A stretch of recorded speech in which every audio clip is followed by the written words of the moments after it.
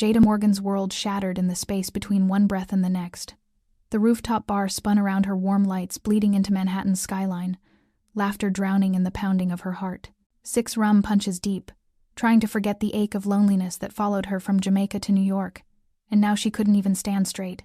She turned too fast, her body lurched forward, and her lips collided with a stranger's mouth. Not a brush, not an accident you could laugh off. A full, undeniable kiss. When she finally pulled back, blinking through the alcohol haze, she found herself staring into the coldest eyes she'd ever seen. Dark, unreadable, dangerous. The man didn't flinch, didn't smile. His hand gripped her waist, fingers pressing through the thin fabric of her white dress, holding her steady or holding her captive. Tattoos crept up his neck from beneath an immaculate black collar. His jaw could cut diamonds. And everyone in the bar had stopped breathing. Someone whispered a name in Korean. Someone else backed away. But he just stared at her, and in a voice like silk wrapped around a blade, he said, "Now you're mine." Quick pause, my mom said. Nobody wants to hear stories about strong women and dangerous men anymore. Let's prove her wrong together. Subscribe, comment where you're from, and let's get this story to 1,000 subscribers. Now, back to how this whole mess started. 6 hours earlier, Jada Morgan scrubbed dried rum off the mahogany bar at Cypher Lounge, her 4th double shift that week. At 26, she felt ancient bones aching, soul exhausted, running on fumes and broken dreams. Her reflection in the mirror behind the liquor bottles showed a woman she barely recognized. Natural curls pulled into a tight bun, brown skin glowing under the warm bar lights, a white button-down that hung loose on her slender frame. She looked tired. She was tired of working herself to dust while New York City took everything and gave nothing back. "Jazz, you coming out tonight?" Keisha, her coworker, leaned against the bar, eyebrows raised in challenge. "It's Friday. You've been working like a machine for months. Come get drunk with us. Be human for one night." Jada wanted to say no. She had bills, savings goals, dreams of massage therapy school that felt more distant every day. But Keisha was already pulling out her phone, showing her the rooftop bar they planned to hit. Expensive, exclusive, completely out of Jada's budget. "I can't afford. First 3 drinks on me. Consider it a birthday gift. My birthday was 2 months ago. Then I'm late. Come on, girl. When's the last time you did something just because you wanted to?" Jada couldn't remember. So she said yes. The rooftop bar sat on the 47th floor of a building Jada would never be able to afford to live in. Floor-to-ceiling windows overlooked Manhattan's glittering skyline. Soft music mixed with laughter and the clink of expensive glasses. Beautiful people in designer clothes moved through the space like they owned the air itself. Jada felt completely out of place in her simple white dress, the nicest thing she owned, bought on clearance 3 years ago. But Keisha and the other girls from work pulled her to the bar, ordered rum punches, and slowly the alcohol loosened the knot in her chest. 1 drink became 2, 2 became 4, 4 became 6. The edges of the world softened. Jada laughed at jokes she'd normally ignore, swayed to music she'd normally tune out. For the first time in months, she forgot about her ex who'd left her for someone with a real career. She forgot about her mother back in Jamaica, asking when she was coming home. She forgot about the crushing weight of barely surviving. She just existed, buzzing, warm, almost happy. "I need air," she told Keisha, though Keisha was already distracted, flirting with someone at the bar. Jada turned toward the windows, toward the view of the city that promised everything and delivered nothing. She turned too fast. The world tilted. Her feet tangled. She lurched forward, hands reaching for something, anything to steady herself. Instead, she crashed into a man's chest, and her lips, purely by accident, completely unintentional, collided with his mouth. Time slowed. Heat, strength, the shock of skin against skin. His hand shot to her waist, steadying her, holding her upright. Her own hands gripped his jacket, fingers clutching expensive fabric as she tried to process what just happened. She'd just kissed a stranger. No, she'd just kissed the wrong stranger. Jada's vision finally focused. The man staring down at her was devastating. Sharp Korean features carved from stone. Dark eyes that held shadows deeper than any she'd known. Tattoos crawled up his neck from beneath a perfectly tailored black suit. A thin scar cut through his left eyebrow. His jaw was set, expression unreadable, but his presence radiated power like heat from flames, and he wasn't letting her go. His fingers pressed into her waist, firm and possessive. People around them had stopped talking. The music seemed distant. Someone whispered something in Korean. Someone else stepped back, eyes wide. "I'm so sorry." The words tumbled out of Jada, panic sobering her instantly. "I didn't mean to, I tripped. I'm so sorry. Please, His thumb moved slightly against her hip, the only indication he'd even heard her.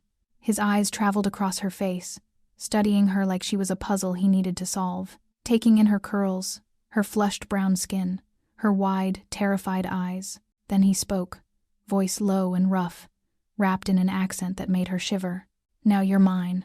Jada's breath caught. "What?" "You heard me." His grip didn't loosen. If anything, his fingers pressed deeper, like he was branding her through the fabric. "You just claimed me in front of everyone here. No takebacks." "I didn't claim anything. I tripped." A ghost of something, amusement, possession, flickered across his face. "Doesn't matter. You touched me, kissed me. That means something. It was an accident. Accidents have consequences." Jada tried to pull away. His hold remained steady, not painful, but absolutely unshakable. Around them people were watching, some with fear, some with shock, a few with something that looked like pity. Who was this man? "Let me go," she whispered. For a long moment, he just stared at her. Then his hand slowly released her waist, but before she could step back, he caught her wrist, gentle, firm, completely in control. "Name."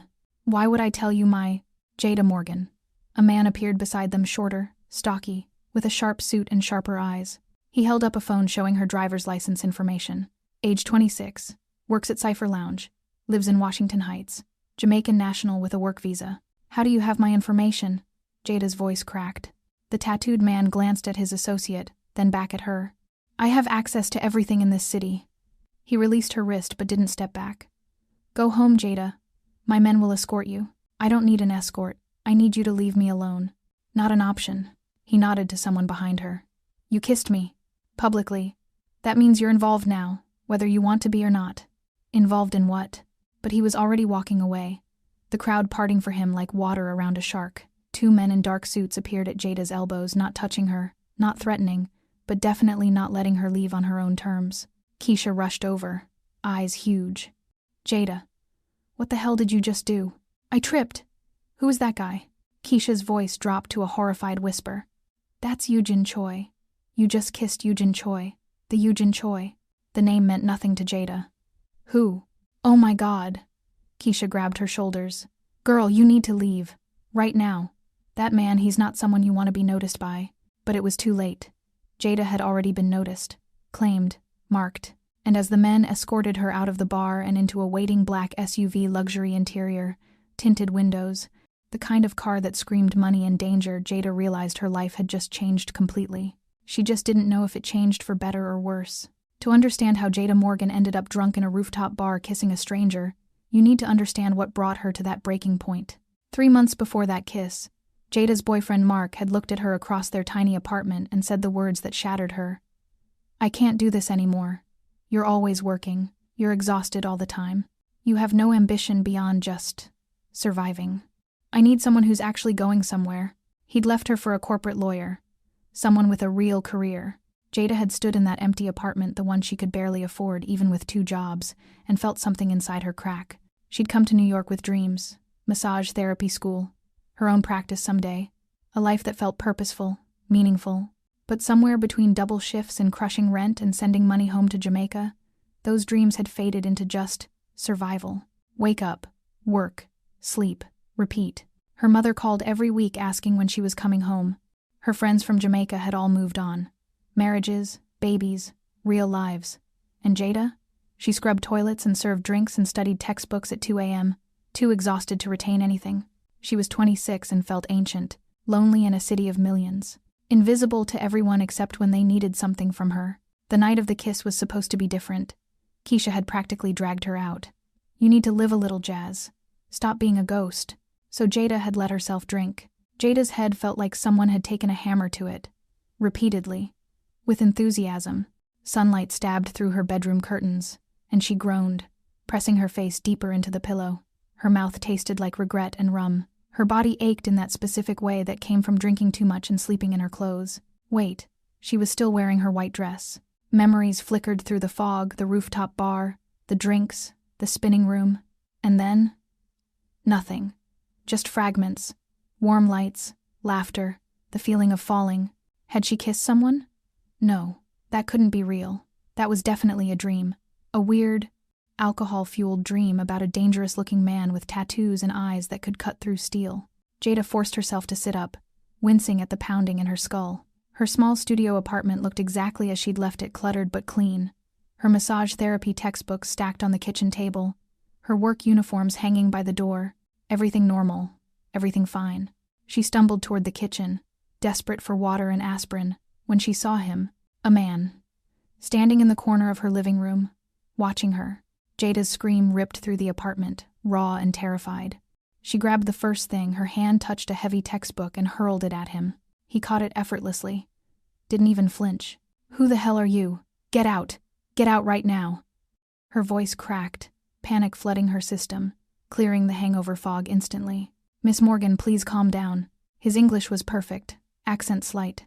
He wore a dark suit, hands raised in a gesture of peace. "I'm not here to hurt you." "Then why are you in my apartment?" Jada backed toward the door. Her phone. Where was her phone? "I'm calling the police." "That won't help you. Get out." "I can't do that." He remained perfectly still, like he was trying not to spook a frightened animal. "Mr. Choi sent me to watch over you." The name hit her like cold water. Choi. The man from the bar. The kiss. Oh God. That wasn't a dream. This is insane. I don't know any Mr. Choi, and I don't need anyone watching over me. Her hand finally found her phone on the coffee table. "I'm calling." "Jada." The voice came from her doorway, which she definitely remembered locking last night. Eugene Choi stood in her apartment entrance, looking exactly as devastating as she remembered. Tailored black slacks. A crisp white shirt with the sleeves rolled up, revealing more of those intricate tattoos. His hair was slightly damp, like he'd just showered. He held a bag from an expensive bakery she'd walked past 100 times but never entered. "How did you get in here?" Her voice came out smaller than she intended. "I own the building." He stepped inside, closing the door behind him with a quiet click. "You've been renting from one of my properties for 8 months. The world tilted again, but this time alcohol had nothing to do with it. You... What? Eugene set the bag on her kitchen counter, his movements controlled and deliberate. "I know you have questions. Sit down, eat something, then we'll talk." "I don't want to sit down. I want you both out of my apartment right now." His eyes met hers, and the intensity in them stole her breath. "That's not going to happen. You can't just..." "I can. I am." He pulled out a chair from her small dining table. "Please, Jada, sit. This conversation will go better if you're not running on an empty stomach and a hangover." Something in his tone made her pause. Not threatening, exactly, but absolutely certain, like he'd already calculated every possible outcome of this conversation and knew exactly how it would end.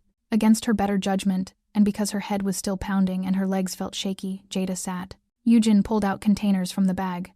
Fresh croissants, fruit, orange juice, coffee that smelled better than anything she'd ever bought herself. "Eat," he said quietly, taking the seat across from her. Jada stared at the food, then at him, then at the bodyguard still standing in her living room. "I don't understand what's happening." "Last night, you kissed me. By accident." "Yes." His finger traced the edge of her table, a strangely intimate gesture, but it wasn't perceived that way. "The people in that bar, many of them work in my world. They saw a woman walk up to me, touch me, kiss me, and they saw me let her." "So? People kiss people in bars all the time." "Not me." His voice dropped lower. "No one touches me without permission. No one gets that close. Ever. And certainly not in public, where my enemies can watch." The word enemies made her stomach clench. "What are you talking about?" "I run an organization, Jada. A very specific kind of organization. One with rivals, territories, and people who would love nothing more than to find a weakness they could exploit." The pieces started clicking together. The way people had reacted at the bar. The whispered Korean. The fear in Keisha's eyes. You're a criminal." "I prefer businessman." A ghost of a smile touched his lips. "But yes, my business operates outside conventional law. And you think because I accidentally kissed you, I'm in danger? I don't think. I know." He pulled out his phone, tapped the screen, and turned it toward her. Jada's blood went cold. It was a photo grainy, taken from a distance, showing her pressed against Eugene's chest, their lips meeting, his hand on her waist. Below it, messages in Korean and English. Who is she? New woman? Choi's weakness? Use her. Her hand started shaking. This can't be real. It's very real. Within an hour of that kiss, every rival organization in Manhattan knew about you. By morning, they'd identified you, found your address, mapped your routine. His voice remained calm, matter of fact, which somehow made it worse. You became a target the moment your lips touched mine. So, unclaim me. Tell them it was nothing. It doesn't work that way. I held you, protected you, sent you home in my car with my men. Those actions sent a very clear message. What message? That you're mine to protect. His eyes held hers. And in my world, that makes you valuable. Leverage. A tool to hurt me. Jada shoved back from the table, the chair scraping loud against the floor. This is insane. I just wanted one normal night out. I didn't ask for any of this. I know. For the first time, something like sympathy flickered across his features. But wanting doesn't change reality. The reality is, glass exploded. 1 second, Jada was standing by the table. The next, Eugene had launched himself across the space, tackling her to the floor as bullets tore through her apartment window.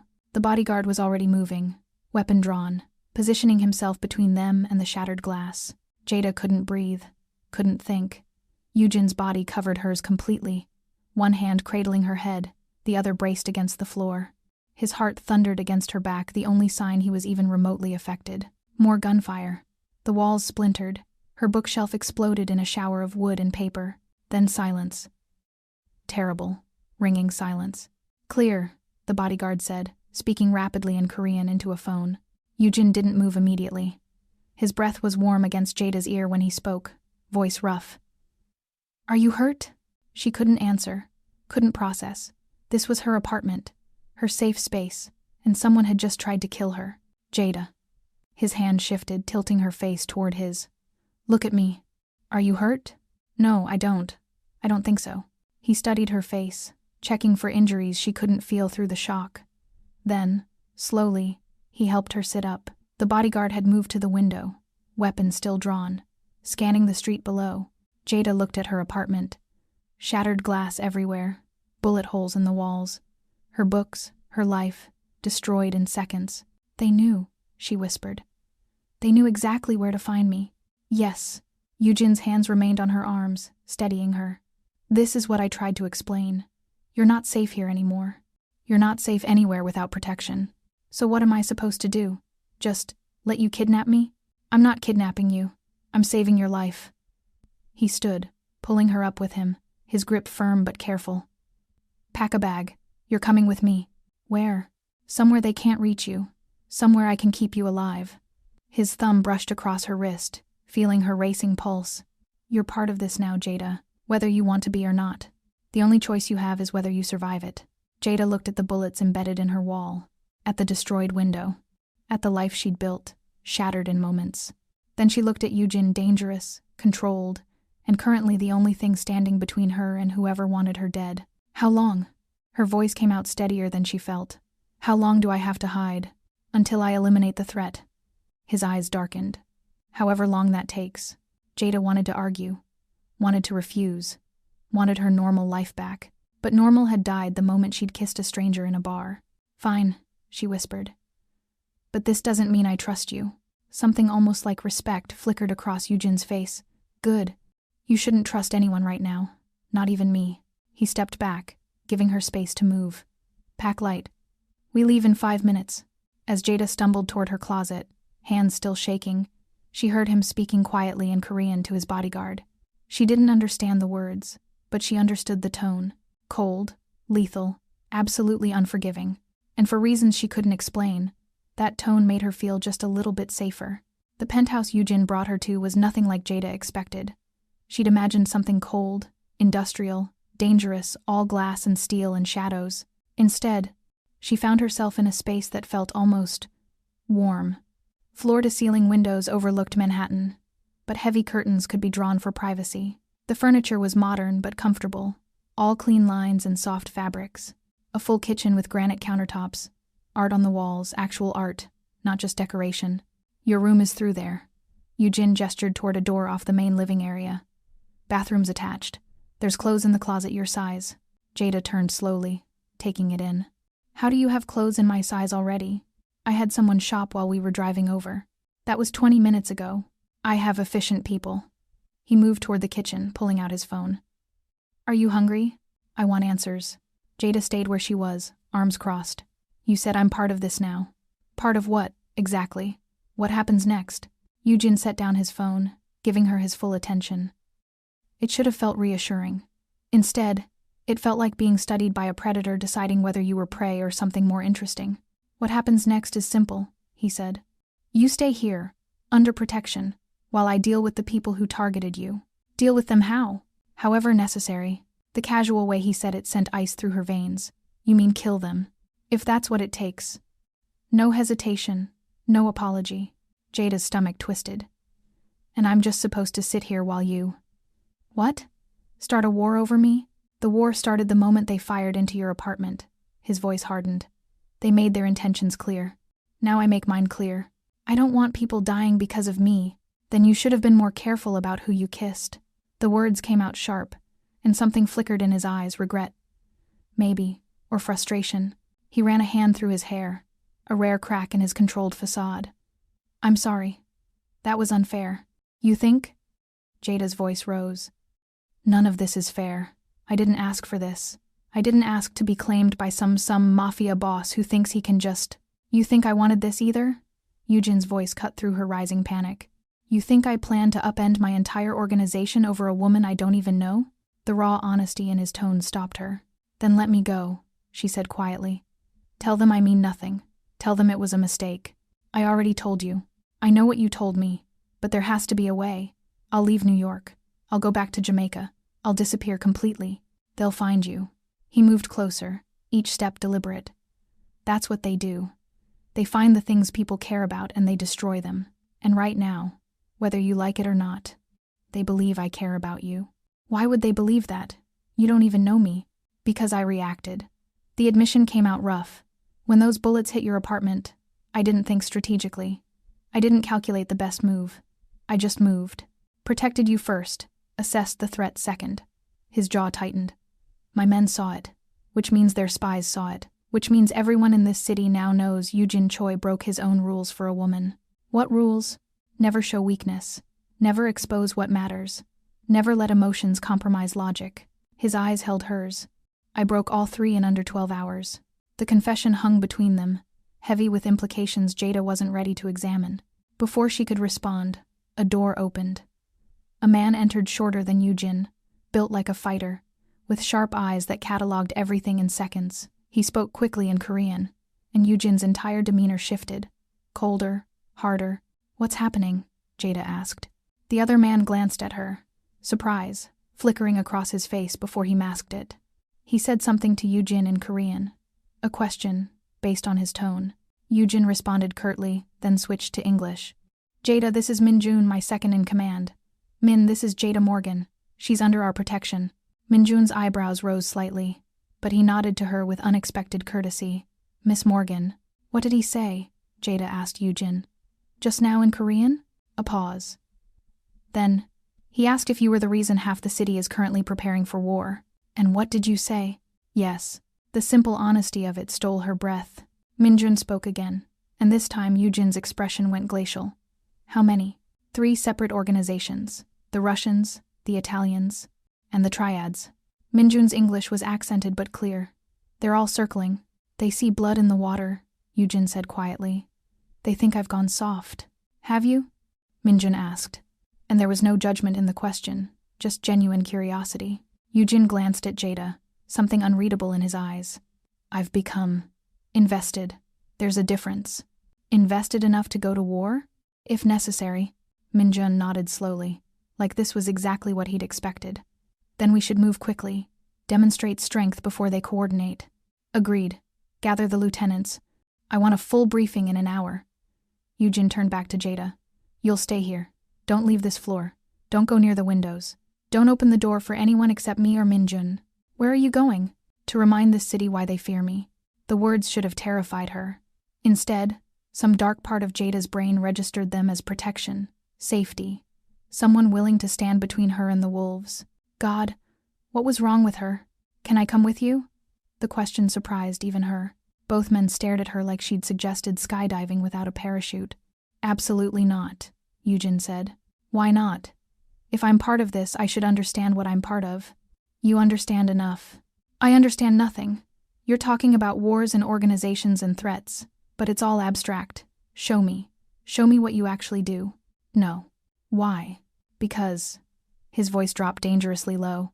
Once you see that side of me, you won't be able to unsee it. And some part of me wants you to keep looking at me like I'm still human. The raw vulnerability in those words cracked something in Jada's chest. I'm not that fragile, she said quietly. I know you're not. That's what worries me. He moved toward the door, Minjun following. Stay here, Jada. Please. It wasn't a command this time. It was a request. And somehow that made it harder to refuse. Fine, she whispered. He paused at the door, looking back. I'll have food sent up. If you need anything, there's a phone on the counter. Press 1. It goes directly to my phone.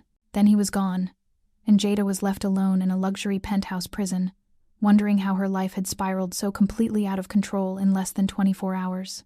She moved to the window, staying back, like he'd warned, and looked out at Manhattan. Somewhere down there, people were hunting her. And somewhere down there, Yujin Choi was hunting them back. A war over a kiss. An accidental kiss. Her phone buzzed. A text from an unknown number. Don't fall in love with the monster, pretty girl. Monsters only know how to destroy. Jada's hands trembled as she stared at the message. They had her number. They were watching. Even here, she wasn't safe. She pressed 1 on the penthouse phone. It rang once. What's wrong? Yujin's voice, sharp with concern. I got a text. Silence. Then, read it to me. She did. Heard him exhale slowly. Delete it. Give me your phone when I get back. They're trying to scare you. It's working. I know. A pause. But I'm scarier than they are. Remember that. The line went dead. Jada looked at the text again, then at the window, then at her hands still shaking, still adjusting to this new reality. Monsters only know how to destroy. But what did you call someone who destroyed monsters? A savior? Or just a different kind of danger? 3 days in the penthouse felt like 3 years. Jada had never been good at sitting still. Back in Jamaica, she'd always been moving, helping her mother with the market stall, running errands, dancing at beach parties. In New York, she'd worked herself to exhaustion specifically to avoid the quiet moments where loneliness crept in. Now she had nothing but quiet moments. The penthouse was beautiful, she couldn't deny that. But it was also a cage. Yujin had been clear. She couldn't leave, not until the threat was neutralized. And when she'd asked how long that would take, he'd simply said, however long it takes, which could mean days, weeks, months. The thought made her want to scream. She'd tried to establish a routine.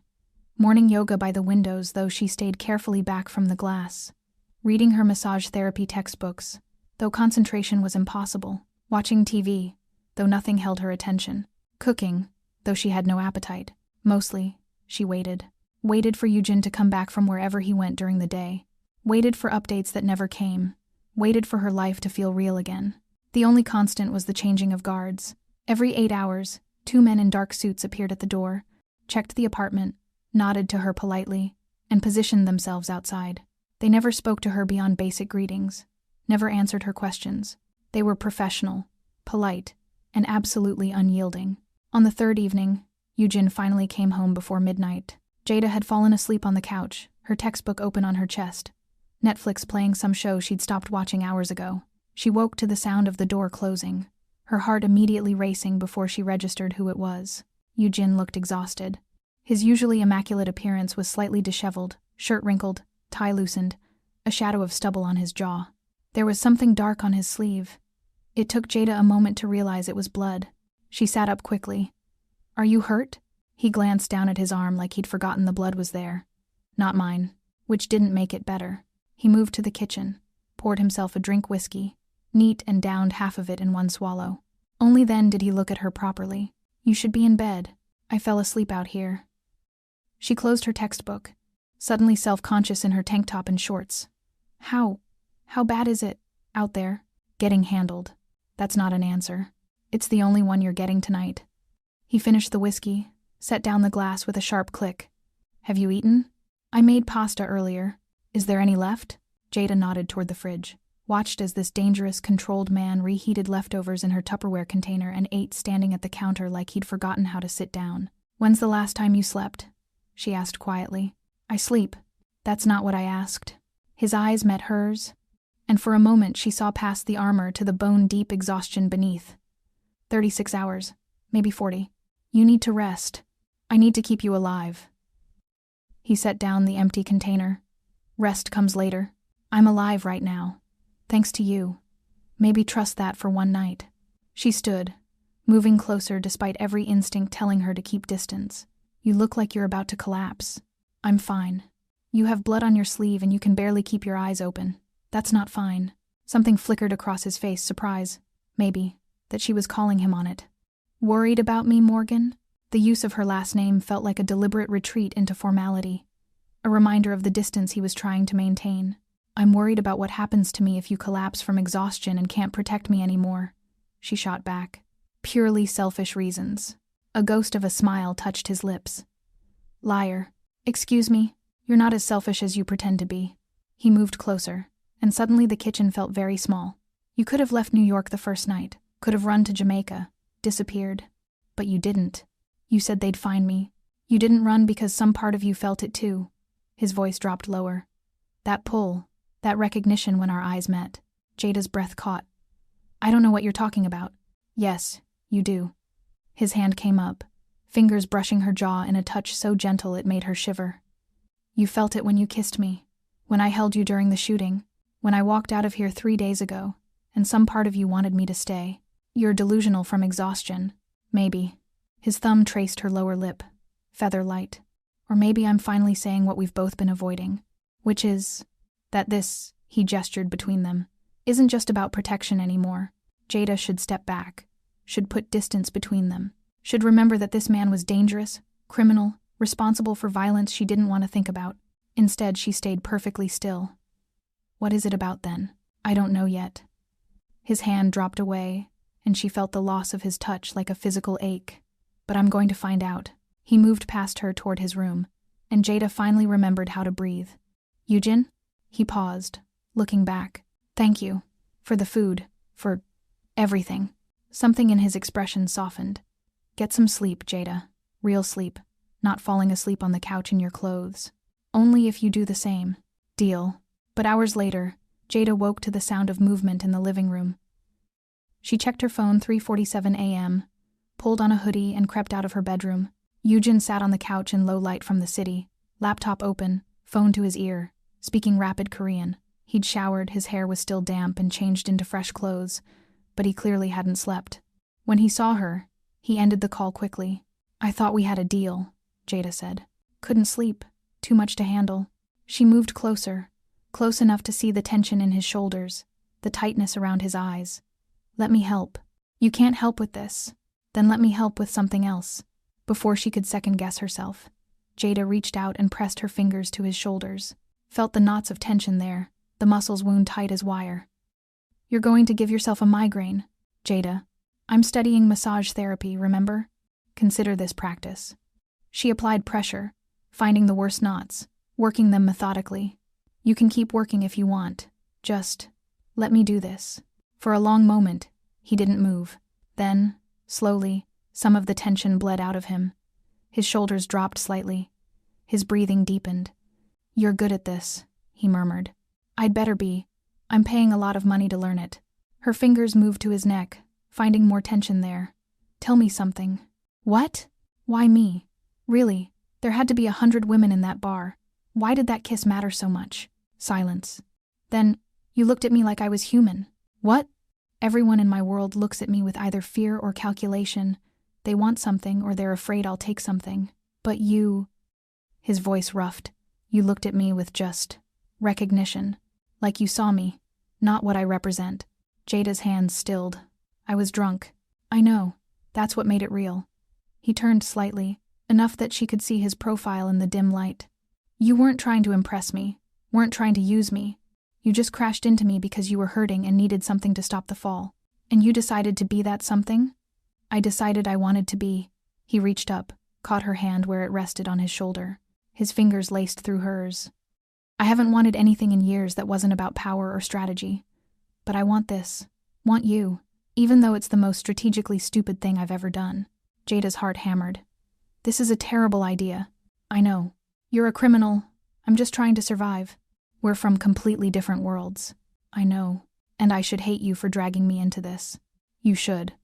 He stood, turning to face her fully. They were close now. Close enough that she could feel the heat radiating from him. Do you? She should say yes, should lie, should protect herself. No, she whispered. I don't. And that terrifies me. His hand came up, cupping her face with devastating gentleness. Me too. They stood there, inches apart, the space between them charged with possibility and danger in equal measure. I should go back to bed, Jada breathed. You should. Neither of them moved. Eugen. If I kiss you right now, he said quietly, it won't be an accident. It'll be a choice. And I need to know that's what you want. Jada's mind screamed at her to retreat. But her body, her heart, the part of her that had been lonely for so long, leaned closer. I don't know what I want, she admitted. Then I'll wait. His thumb brushed across her cheekbone. Until you do. He stepped back, creating space, giving her the choice she needed. Jada fled to her room, heart racing, body aching, completely and utterly confused about what she was feeling. Because the truth was, she was starting to want him. This dangerous, impossible man who looked at her like she was the only real thing in his world. And that was more dangerous than any bullet. We're at the part where things get really dangerous. Before we continue, if you're loving Jada and Eugen's story, smash that subscribe button. My sister bet me I couldn't get 1,000 subscribers with romance stories. Let's prove her wrong together. Drop a comment telling me, Team Jada should run or Team Jada should stay. Now back to the story. Jada woke to chaos, shouting in Korean. Running footsteps, the sound of something heavy being moved. She threw on clothes and burst out of her bedroom to find Minjun and 4 other men in the penthouse, all armed, all moving with military precision. Eugen stood at the window, phone pressed to his ear, his voice sharp and commanding. What's happening? Jada's voice came out smaller than she intended. Minjun glanced at her, conflict clear in his expression. Miss Morgan, you should go back to your room. Not until someone tells me what's going on. Eugen ended his call, turned. The expression on his face made her blood run cold. They sent a message. What kind of message? He pulled out his phone, hesitated, then showed her the screen. It was a photo. Of her, sleeping in the bedroom of this penthouse, in the bed where she'd woken up this morning. The timestamp was from 3 hours ago. Jada's legs nearly gave out. How? How did they? We're finding out. Eugen's voice was deadly calm, which somehow made it worse. Every inch of this building is being swept. Every security feed is being reviewed. Every person who had access is being questioned. They were in here, while I was sleeping. They could have, but they didn't. He moved to her, hands gripping her arms firmly. They didn't hurt you, because they want me to know they can. This is psychological warfare, intimidation. It's working. Her voice cracked. I'm not safe anywhere, am I? Not even here. You're safe with me. His grip tightened. I promise you, Jada. I won't let them touch you. How can you promise that? They got into your penthouse, and they'll regret it. The cold fury in his voice made her shiver. Every single person involved will regret it. Minjun approached, speaking quickly in Korean. Whatever he said made Eugen's jaw tighten. What? Jada demanded. What did he say?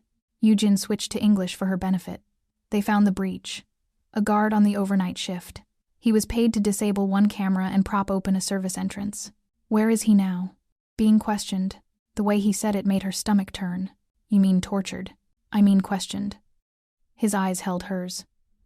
Would you prefer I ask politely while they plan their next move against you? Jada wanted to say yes. Wanted to claim the moral high ground. But the truth was, looking at that photo of herself sleeping vulnerable, exposed, completely unaware of the danger she felt, a dark satisfaction that whoever had done this would face consequences. What was happening to her? I need air, she whispered. You can't leave. The balcony then. I need a minute. Eugen studied her face, then nodded. 5 minutes. Stay where I can see you. The balcony was small, barely big enough for 2 chairs and a small table, but it opened to the sky, to fresh air, to a view that reminded her the world was bigger than this penthouse prison. Jada gripped the railing, breathing deeply, trying to calm the panic clawing at her chest. She heard the door open behind her. Didn't need to turn to know it was Eugen. I'm sorry. he said quietly. For what? For not keeping you safer. For letting them get close enough to do this. You can't control everything.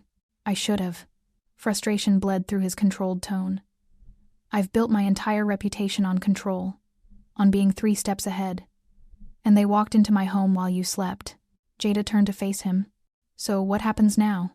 Now I make it very clear what happens when someone threatens what's mine. He moved closer, voice dropping. I've been measured. Strategic. Trying to resolve this without all-out war. But they just escalated. So I escalate back. How? You don't want to know. Stop protecting me from the truth. If I'm part of this, I need to understand all of it. Eugen was quiet for a long moment. Then, we identified the organization responsible, a Russian group trying to expand into Korean territory. They think showing they can reach you proves I'm weak. Vulnerable, so you're going to remove them. Completely. By morning, their leadership will be gone.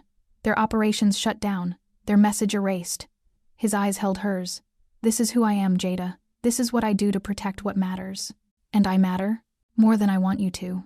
The raw honesty in his voice stole her breath. That makes you dangerous. To me, to my organization, to my carefully constructed world, but I can't seem to care about that as much as I should. Jada's heart hammered. Why? Because when I saw that photo of you sleeping so peaceful, so vulnerable, I realized something. He stepped closer, his hands coming to rest on the railing on either side of her, caging her in without touching her. I realized I would burn this entire city to ash before I let anyone hurt you. That's insane. I know. A ghost of a smile. But I've never been more certain of anything. His phone buzzed. He glanced at it, jaw tightening. I have to go. Minjun will stay with you. Don't open the door for anyone else. Where are you going? To end this. He pushed off the railing, started to leave, but Jada caught his arm. Come back, she said quietly. Okay? Whatever you do out there, come back. Something in his expression cracked. That's the first time you've asked me to stay. I'm not asking you to stay. I'm asking you to come back. There's a difference. Is there? Yes. She released his arm, suddenly self-conscious. Just be careful. He cupped her face, and for a moment she thought he might kiss her. Instead, he pressed his forehead to hers, breathing her in. I'll come back, he whispered. I promise. Then he was gone, and Jada was left on the balcony with Minjun at the door, and the weight of something she couldn't name pressing on her chest. Hours later, her phone buzzed. Not the one Eugene had given her old phone, which she'd almost forgotten she still had. The text was from an unknown number. He's going to get you killed. Run while you still can. Jada stared at it, hands trembling. They were still reaching her, still trying to break her. She deleted the text and turned off the phone completely. Because the truth was, she wasn't going to run. Not anymore. For better or worse, she was choosing to stay. It happened during the 15 seconds when Jada was alone.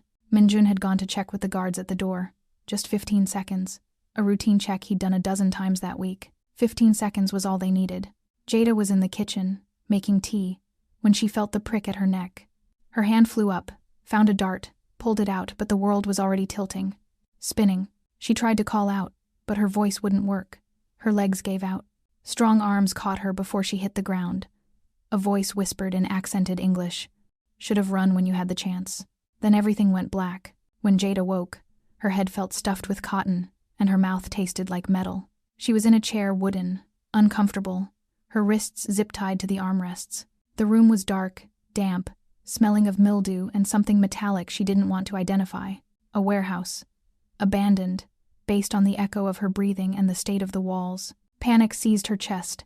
She pulled against the restraints, but they held firm. She's awake. The voice came from the shadows. A man stepped into the dim light from a single overhead bulb. Tall, broad, with cold blue eyes and a scar running from his temple to his jaw. Russian, based on his accent. Jada Morgan. He said her name like it tasted bad. Do you know who I am? She didn't answer. Couldn't force words past the fear clogging her throat. My name is Viktor Kuznetsov. The man you've been sleeping with killed my brother. I haven't been sleeping with anyone, Jada managed. Victor's laugh was harsh. No? Then why does Eugen Choi wage war over you? Why does he burn buildings and kill my men to keep you safe? I don't know. I think you do. He leaned down, his face inches from hers. I think you know exactly how to hurt him, and that's useful to me. I can't help you. You already have. The moment he realizes you're gone, he'll come. And when he does, Victor smiled, and it was the cruelest thing Jada had ever seen. I'll be waiting. He'll kill you. Perhaps. Or perhaps I'll kill him first. Either way, you've served your purpose. He straightened, nodding to someone Jada couldn't see. Keep her alive. Uncomfortable, but alive. I want her conscious when Choi arrives. Then he walked away, his footsteps echoing in the cavernous space. Jada was left alone with 2 guards, both armed, both watching her with the kind of detached professionalism that made her stomach turn. Hours passed. Or maybe minutes. Time felt impossible to track in the dim, unchanging light. Jada tried to stay calm, tried to think. Yoo-jin would come. She knew he would. But what if coming was exactly what they wanted? What if she was bait in a trap designed to kill him? Please, she said quietly to the guards. I need water. They didn't respond. Didn't even look at her. I know you're just doing your job. But I'm not your enemy. I'm just... Shut up. The taller guard finally spoke, his English broken. No talking. Jada fell silent, tried to think through her options. She was tied to a chair in an abandoned warehouse with armed guards. No phone, no weapons, no way to escape. No way except hoping Yoo-jin was as dangerous as everyone claimed. More time passed. Her wrists ached from the zip ties. Her back hurt from the hard chair. Her mouth was dry, head pounding from whatever drug they'd used. And underneath it all, a strange realization. She wasn't thinking about her own survival as much as his. She was worried about Yoo-jin walking into a trap, about him getting hurt trying to save her, about losing him before she'd figured out what he meant to her. When had that happened? When had this dangerous man become someone she cared about protecting? Footsteps echoed through the warehouse. Multiple people moving quickly. Victor appeared again, phone in hand, smiling. He's coming. Right on schedule. Jada's heart lurched. Don't hurt him. Why would I hurt him quickly? I'm going to make him watch while I hurt you first. Then I'll kill him slowly. Payment for my brother. Your brother attacked me first. He shot into my apartment. My brother followed orders. Your lover killed him for it. Victor gripped her chin, forcing her to look at him. You think Yoo-jin Choi is your savior? He's a monster, girl. And monsters destroy everything they touch. Then what does that make you? His hand tightened painfully. Smart enough to see opportunity when it walks into my bar and kisses my enemy. He released her with a shove, her head snapping back painfully. Positions, he barked to his men. When Choi arrives, I want him surrounded before he realizes it's a trap. The guards moved quickly, efficiently. Jada counted at least 10 men, all armed, all taking strategic positions throughout the warehouse. This wasn't just a kidnapping. It was an execution, and Yoo-jin was walking straight into it. Please, Jada's voice cracked. Don't do this. I'll do anything. Just let him go. Victor paused, looking back at her with something almost like pity.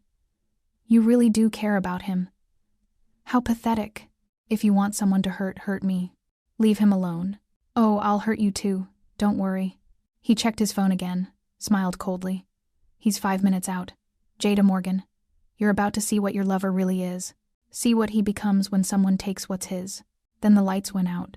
Complete darkness. Shouts in Russian, the sound of guns being raised. And in the darkness, Jada whispered words she wasn't sure anyone could hear. Yoo-jin, please be careful. The darkness lasted exactly 7 seconds. Then the explosion started. The entire west wall of the warehouse blew inward, metal screaming, concrete dust filling the air. Through the breach, figures moved fast, precise, lethal. Gunfire erupted. Muzzle flashes lighting the darkness like lightning. Jada screamed, instinct making her try to curl up even as the zip ties held her in place. Bullets tore through the air above her head. Someone shouted in Korean, someone else in Russian. Bodies hit the floor with sickening thuds. Then, through the chaos, she heard his voice. Jada. Here. I'm here. Footsteps running toward her. A flashlight beam sweeping across her face. And then Yoo-jin was there, dropping to his knees beside her chair. Knife already out, cutting through the zip ties. He looked different. Harder. More dangerous. Blood splattered across his face, not his, she realized. His eyes were wild, feral in a way she'd never seen before. Are you hurt? His hands were already checking her for injuries, running down her arms, her sides, cataloging every potential wound. No, I'm okay. But Yoo-jin, it's a trap. I know. He pulled her up, kept her body behind his. I don't care. More gunfire. Min-jun appeared at their side, also covered in blood, covering their exit with his weapon raised. "Southwest corner," Minjun said in English for her benefit. "3 hostiles remaining. Handle them. I'm getting her out." Yujin started moving, pulling Jada with him, his body a shield between her and any threat. They'd made it maybe 10 feet when Victor's voice rang out. "Choi, stop or I start shooting civilians." The words froze everyone. The gunfire ceased. In the sudden quiet, Jada could hear her own ragged breathing. Yujin's arm tightened around her. Slowly, he turned. Victor stood on a catwalk above them, gun pointed down. But not at them, at 3 people huddled against the far wall. Civilians. Warehouse workers who'd been in the wrong place at the wrong time. "You've already lost," Yujin said, voice calm despite the violence surrounding them. 11 of your men are dead. Your operation is finished. Don't make this worse." "Worse? You killed my brother. Your brother tried to kill what's mine. He knew the consequences. Like these people know?" Victor gestured with the gun. "You've made her a target, Choi. Everyone you touch becomes collateral damage. How long before she ends up like them?" For a moment, Yujin didn't respond. Jada felt the tension in his body, the war being fought behind his carefully blank expression. Then he spoke, and his voice carried a weight that made everyone in the warehouse go still. "You want me? You have me. Let them go. Let her go. Take your revenge on me alone." "No." Jada grabbed his arm. "Don't you dare." "Interesting." Victor's gun swung toward them. The monster has a heart after all, or at least an attachment. He descended the stairs slowly, gun trained on Yujin. "On your knees. Let them go first. I don't think you're in a position to negotiate. I'm always in a position to negotiate." Yujin's voice hardened. "You want to kill me? Fine. But those civilians walk out first, or my men kill you before you pull the trigger. And trust me, they're very good at their jobs." As if to punctuate the statement, red laser dots appeared on Victor's chest. 3 of them, from different directions. Victor's jaw tightened. "Fine. They can go." He nodded to someone Jada couldn't see, and the civilians were herded toward the exit. But the girl stays. "No." Yujin's refusal was absolute. "Then I shoot you right now. And then my men shoot you. And then your remaining men shoot them.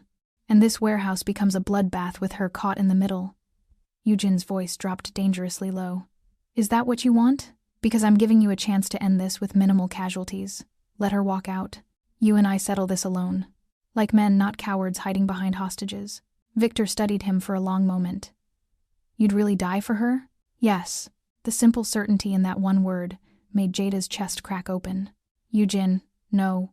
He turned to her, and the look in his eyes stopped her breath. "Go with Minjun. Right now. I'm not leaving you here." "You are." His hand came up, cupping her face with heartbreaking gentleness. "You die. I die too. But if I die, you survive. That's all that matters." "That's not all that matters to me." His thumb brushed away a tear she hadn't realized was falling. "I need you safe, Jada. Please, give me that." Minjun touched her arm gently. "Miss Morgan, we should go." "No. No. There has to be another way." "There isn't." Yujin leaned down, pressed his forehead to hers. "You were never a mistake. Remember that." Then he pushed her toward Minjun and stepped away, hands raised, facing Victor alone. "On your knees," Victor repeated. Yujin sank down slowly, hands behind his head, completely exposed. Jada tried to surge forward, but Minjun caught her, held her back even as she fought him. "Let me go, let me—" The shot echoed through the warehouse, but it wasn't Victor who fired. It was Yujin. In one fluid motion, he dropped flat, rolled, pulled a gun from his ankle holster, and put 2 bullets through Victor's chest before the Russian could even process what was happening. The remaining guards opened fire, but Yujin's men were already moving, already shooting, already executing the plan they'd clearly had in place the entire time. It was over in seconds. Bodies dropped. Silence fell, broken only by ringing ears and labored breathing. Yujin stood slowly, walked to Victor's body, confirmed he was dead. Then he turned and walked straight to Jada. He didn't speak, just pulled her into his arms and held her so tightly she could barely breathe. His heart thundered against her cheek. His hands shook slightly where they gripped her. "You lied," she whispered. "I never lie. I said you die. I die too." He pulled back just enough to look at her. "I never said I'd let him kill me, just that I'd risk it to keep you safe." There was blood on his face, dust in his hair. His suit was ruined, and he'd never looked more human to her. "You could have died, but I didn't." His thumb brushed her cheekbone. Because I promised I'd come back. And I keep my promises. Jada's hands fisted in his shirt. Don't ever do that again. Make promises? Make me think I'm going to lose you. Something shifted in his expression. Surprise, maybe, or understanding. Jada, just shut up. She pulled him down and kissed him. Not accidentally this time. Not stumbling drunk and uncoordinated. This was deliberate, desperate, claiming, and after a moment's surprise, Eugen kissed her back with the same desperation, like she was air and he'd been drowning. Around them, his men tactfully turned away, checking bodies, securing the warehouse, giving them this moment. When they finally broke apart, both breathing hard, Eugen rested his forehead against hers. We need to have a conversation, he murmured. Later. Jada's voice was rough. Right now, just take me home. Which home? She understood the question he was really asking. Her old apartment? Or his penthouse? Wherever you are, she whispered. That's home. His arms tightened around her. Okay. And for the first time since this nightmare started, Jada felt safe. The penthouse was quiet when they arrived. Dawn was breaking over Manhattan, painting the sky in shades of pink and gold that felt impossible after the violence of the night. Eugen's men had cleared out, leaving them alone. Minjun had promised to handle cleanup, police, witnesses, all the details Jada didn't want to think about. She stood by the window, wrapped in a blanket someone had given her, watching the city wake up. Behind her, she heard Eugen moving around the kitchen, the sound of water running, cabinets opening and closing. You should shower, he said quietly. Get the warehouse off your skin. She should. She could still smell the mildew, feel the grit of concrete dust in her hair, but moving felt impossible. Like if she moved, she'd shatter. Jada. His hands came to rest gently on her shoulders. You're safe now. Am I? She turned to face him. Is anyone ever really safe in your world? No. His honesty shouldn't have been comforting, but somehow it was. But you're safer than you were yesterday. Victor's dead. His organization scattered. The immediate threat is gone. What about the next threat? And the one after that? Her voice cracked. How long can you keep fighting before I lose? He cupped her face, thumbs brushing away tears she hadn't realized were falling. I won't lose. Not when I finally have something worth protecting. I didn't ask to be something you need to protect. I know. That's what makes it real. He pulled her closer, into the warmth of his body. I'm sorry. For all of this. For every moment you've been terrified because of me. Jada's hands clutched his shirt he'd changed into clean clothes while she'd been zoning out. I thought I was going to watch you die tonight. I know. And I realized something really stupid. What? She pulled back to look at him, this dangerous man who'd torn apart a warehouse to save her. I care about you. Actually care. Not just grateful you saved me care. Real, terrifying, I don't want to lose you care. His breath caught. Jada, I know it's insane. We've known each other less than 2 weeks. You're a criminal. I'm supposed to be scared of you. And I am scared, but not of you, I'm scared of this. She gestured between them. Of how much I feel. Of how quickly it happened. Of what it means. What do you think it means? I think. She swallowed hard. I think that kiss wasn't an accident. Not really. I think some part of me saw you and recognized something I'd been looking for without knowing it. Eugen was quiet for a long moment, his dark eyes searching her face.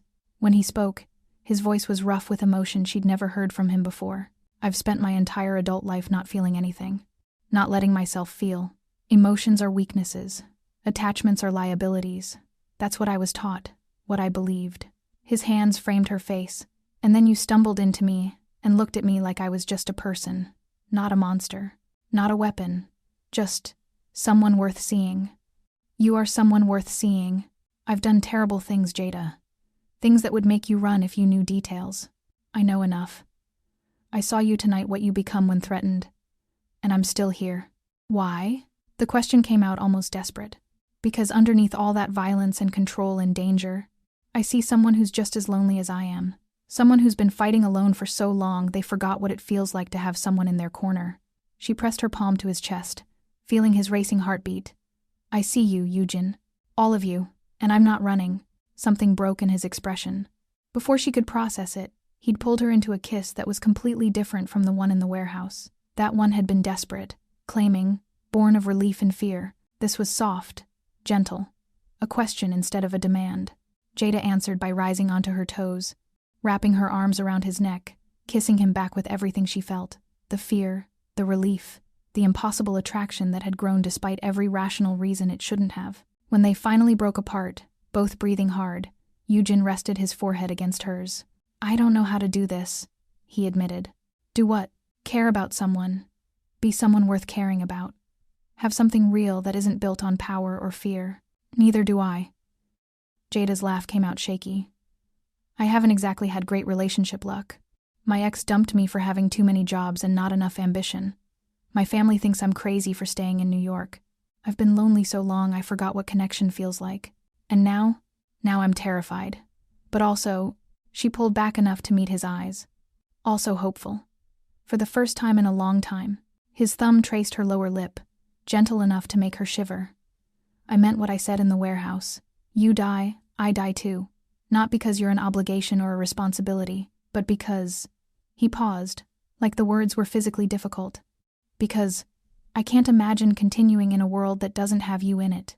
Jada's breath caught. "That's insane? Obsessive? Too much too soon?" A ghost of a smile touched his lips. "I'm aware, but I've never been good at half measures. Apparently neither am I." She leaned into him, resting her head on his chest. His arms came around her immediately, holding her like she was something precious. "I should be running. Should be on the first plane back to Jamaica. Should be as far from you as possible. But you're not." "No, I'm not." She closed her eyes, feeling his steady heartbeat, the warmth of his body, the safety she shouldn't feel but did anyway. "What does that make me?" "Mine." The possessive word should have scared her. Instead, it felt like coming home. If you want to be, did she? Want to be his? Belong to this dangerous man who'd upended her entire life? Yes, despite everything. Against all logic. "Yes, I want to be," she whispered. His arms tightened. For a long moment they just stood there, holding each other as the sun rose over Manhattan, and the world continued spinning. "You should still shower," Yujin murmured eventually. "Only if you stop working for 5 minutes and actually rest." "Deal." But when Jada emerged from the shower 40 minutes later, wrapped in his too big robe, she found him still awake, sitting on the couch with his laptop, phone, and the weight of his empire demanding attention. She didn't say anything, just took the laptop, closed it, and set it aside. Took his phone and placed it face down on the table. Then she curled up next to him, her head finding his shoulder like it belonged there. "Jada, you promised. 5 minutes of rest." He was quiet for a moment. Then his arm came around her, pulling her closer. 5 minutes. But when she woke hours later, sunlight streaming through the windows, they were both still on the couch, her curled against his chest. His arms wrapped protectively around her, both of them finally resting. And for the first time since that accidental kiss changed everything, Jada felt like maybe, just maybe, she was exactly where she was meant to be. 2 weeks later, Jada stood in Yujin's penthouse kitchen, making breakfast and trying not to think about how normal this was starting to feel. Normal. What a ridiculous word for her life now. She'd moved in officially 3 days ago, not because Yujin demanded it, but because going back to her old apartment felt wrong. That space belonged to a different version of her, one who hadn't kissed a mafia boss and ended up kidnapped and rescued and thoroughly claimed. This version of her? She apparently made coffee in a luxury penthouse while a dangerous criminal read the morning paper at the breakfast bar. "You're thinking too loud," Yujin said without looking up from his tablet. "I'm not thinking anything. You're thinking about how strange this is, how you never expected to be here, how part of you still thinks you should leave." He glanced up, dark eyes seeing straight through her. "Am I close?" "Annoyingly close. Maybe. Jada." He set down the tablet, giving her his full attention. "If you want to leave, you can. I'm not holding you prisoner." "I know that." "Do you? Because sometimes you look at me like you're waiting for me to turn into the monster everyone warns you about." She set down the spatula, turning to face him. "You are kind of a monster. I know. But you're also—" She struggled for the right words. "Also the person who makes sure I eat. Who notices when I'm having nightmares. Who ordered all my massage therapy textbooks to be delivered here so I could keep studying. Who hasn't pushed me for anything physical beyond kissing, even though I see the want in your eyes." His expression softened. "You've been through trauma. I'm not going to rush you into anything. See? That's what I mean. You're this terrifying, powerful criminal who kills people. Only when necessary. Who kills people when necessary. But with me, you're gentle, patient, almost sweet. Don't let that get out. I have a reputation to maintain." She laughed despite herself. Your reputation is safe. I saw you threaten someone in Korean yesterday. Very intimidating. He deserved it. He was late with a report. Yujin stood, moving around the breakfast bar to her. But with you, I don't need to be that person. With you, I can just be. Is that why you claimed me? So you could have one person who sees you as human? I claimed you because the alternative was losing you. And I've lost enough in my life. His hands came to rest on her hips, pulling her close. But yes, having someone who sees past the violence to the person underneath, that's something I didn't know I was missing until I had it.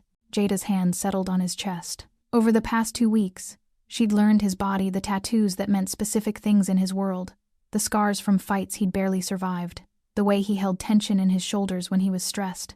Your lieutenants still don't trust me, she said quietly. They don't need to trust you. They need to trust me. And they do. Minjun asked me yesterday if I was planning to stay long-term. What did you tell him? That I don't know. She met his eyes. Because I don't. We've never actually talked about what this is, what we're doing. Yujin was quiet for a moment. Then, what do you want it to be?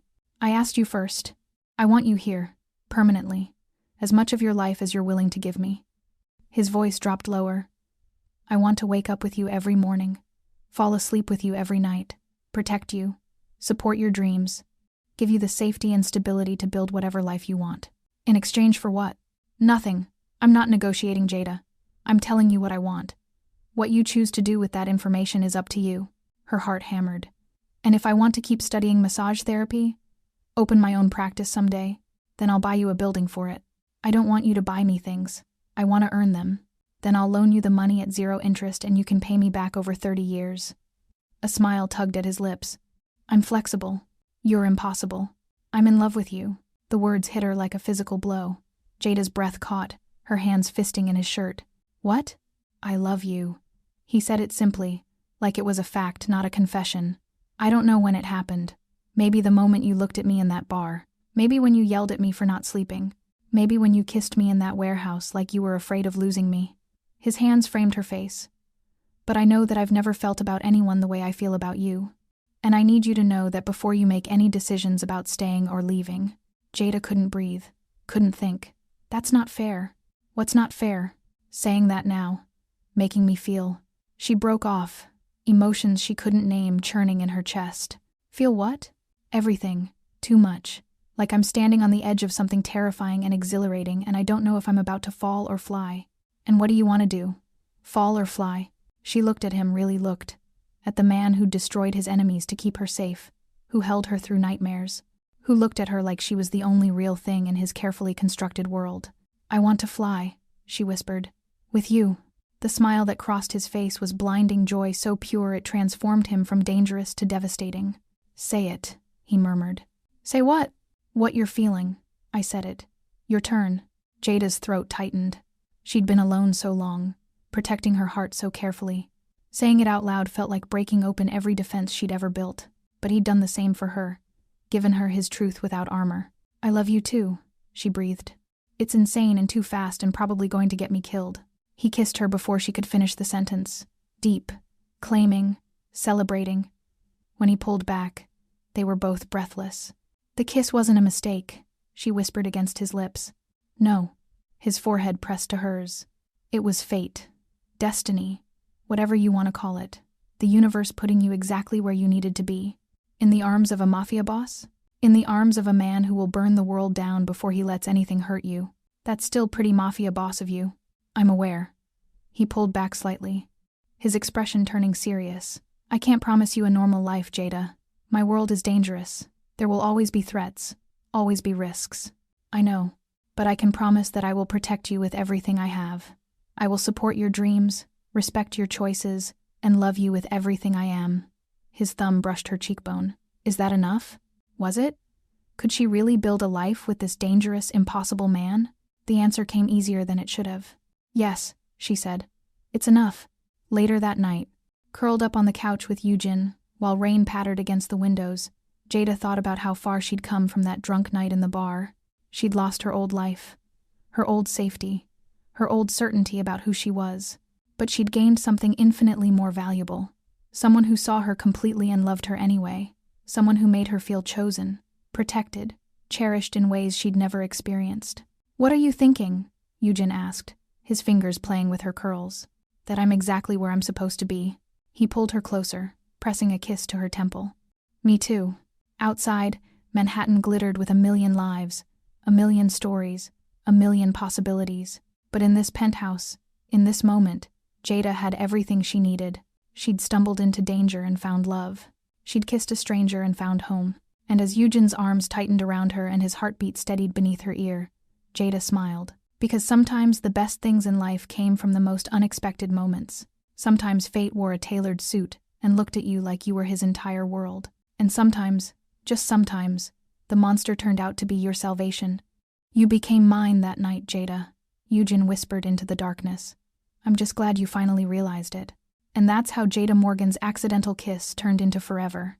If you loved their story, the next one is already waiting for you. Just click the video on your screen.